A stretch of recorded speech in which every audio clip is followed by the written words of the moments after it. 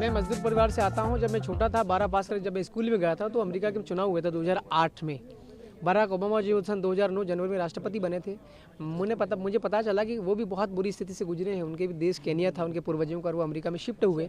सफ़ेद लोगों के देश में वो काला व्यक्ति राष्ट्रपति बना। तो मुझे लगा मैं बहुत गरीब हूँ, आदिवासी हूँ, मैं भी छोटी मोटी जगह राजनीति में जा सकता हूँ, लोगों को भला कर सकता हूँ। तब से मैंने तय कर रखा था। उसके बाद आपकी पढ़ाई कहाँ से हुई, डिग्री से हुई है? मैं रतलाम से मैंने ग्रेजुएशन किया अंग्रेजी साहित्य में, फिर दिल्ली विश्वविद्यालय के लॉ फैकल्टी में दाखिला लिया, वहाँ से।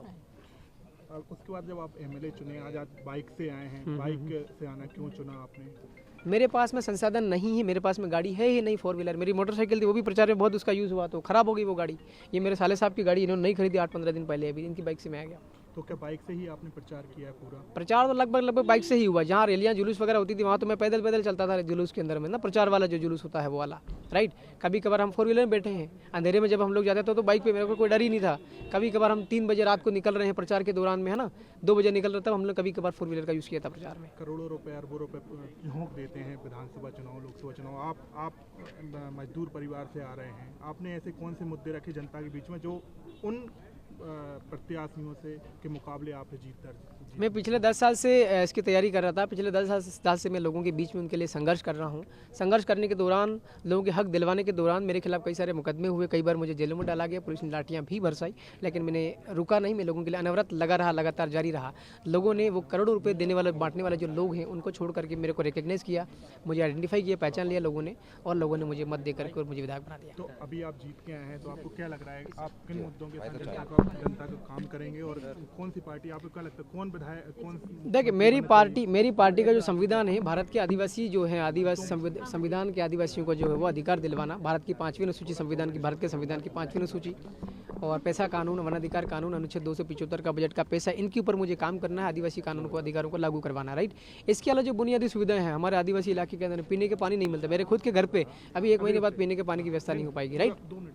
तो खेतों में पानी पहुंचाने के लिए हमें व्यवस्था करते, बुनियादी सुविधा, शिक्षा, स्वास्थ्य, रोजगार, बिजली, सड़क, पानी, इसके ऊपर काम करना। आदिवासी इलाकों में नहीं कितना के बराबर ये सारी सुविधाएं। सरकार अभी भारतीय जनता पार्टी की बहुमत उनका है, तो आपको क्या लगता है किसको आप समर्थन करेंगे, कौन? मेरी सोच अलग तरीके की है। मैं सकारात्मक तरीके से सरकार के साथ मिलकर काम करना चाहता हूँ। अगर कांग्रेस की सरकार होती तो मैं इसके साथ भी मिलकर के काम करता। भाई, मैं विधायक बन करके आज मेरा अधिकार बनता है, ठीक है ना। तो हम लगातार मुख्यमंत्री जी से बात करते रहेंगे, जो भी मंत्री बनेंगे अलग अलग मंत्रालयों से, उनके साथ भी मिलकर के हम लोग लगातार बातचीत करेंगे, लोगों की समस्याओं का समाधान देंगे। मुख्यमंत्री कौन बनना चाहिए आपके? ये मुख्यमंत्री दिल्ली से तय होगा, मुख्यालय दिल्ली की, और बीजेपी का दिल्ली में है। आपकी कौन पसंद है? मेरी तो देखो, शिवराज सिंह चौहान साहब पिछले कई 18 साल से मुख्यमंत्री हैं, ये भी अच्छे हैं। हालांकि इनके मुख्यमंत्री रहने के दौरान मेरे को हमले हुए, कई बार जेलों में डाला गया, कई सारे मुकदमे हैं, मगर अब विधायक बन चुका हूं। आप सीएम शिवराज सिंह जी चौहान बनते हैं तो इनके साथ मिलकर काम करूंगा। हमारे पड़ोस में कैलाश जी विजयवर्गीय साहब है, इंदौर में, इंदौर रतलाम ज़्यादा डिस्टेंस नहीं है, इनके साथ अगर ये बनते हैं तो मैं मिलकर के काम करूंगा।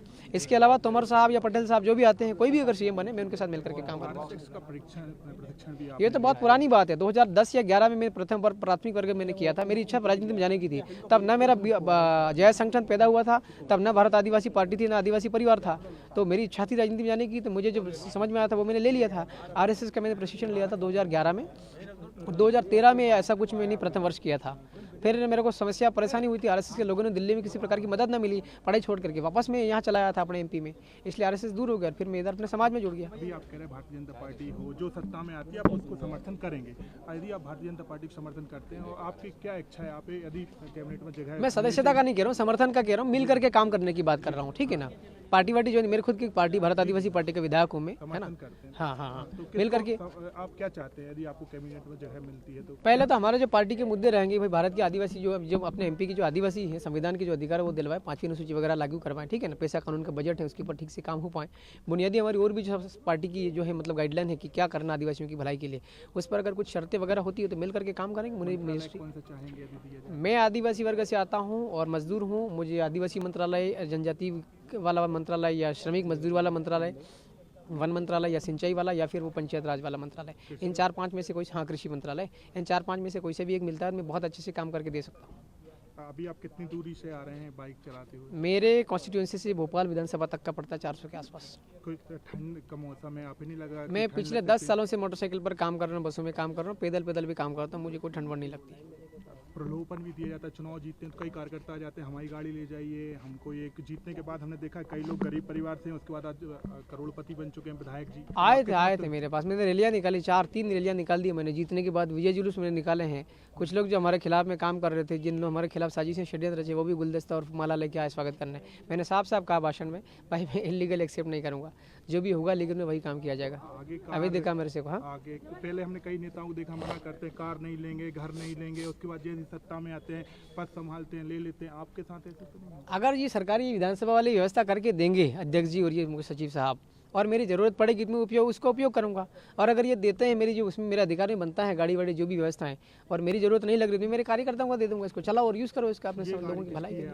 ये मेरे साले साहब की गाड़ी नहीं खरीदी उन्होंने 8 दिन पहले। आप आए हैं नई गाड़ी से मानेंगे, लेकिन इसमें नंबर भी नहीं है, आप हेलमेट भी नहीं लगा। तो देखो नई गाड़ी, हाँ सुनिए, नई गाड़ी है, मेरे हालात बुरे हैं, मुझे विधानसभा आना था, अपना परिचय पत्र वगैरह बनवाना था। अगर मैं इसका वो नंबर में के लिए वेट करता तो यहाँ मैं ना तो ये कागज कार्रवाई कंप्लीट कर पाता, ना मैं शपथ ले पाता, और ना ही ये मंत्रिमंडल में अपने कामकाज कर पाता, राइट ना। तो कहीं कहीं कानून का उल्लंघन हो जाता है तो कोई दिक्कत नहीं। हेलमेट भी छूट गया कहीं। हाँ तो छूट गया ना, कोई समस्या नहीं हो तो आगे से ध्यान रखेंगे, बिल्कुल ध्यान रखेंगे। मैं खुद कानून का पालन करूंगा, जनता से भी कानून का पालन करवाऊंगा।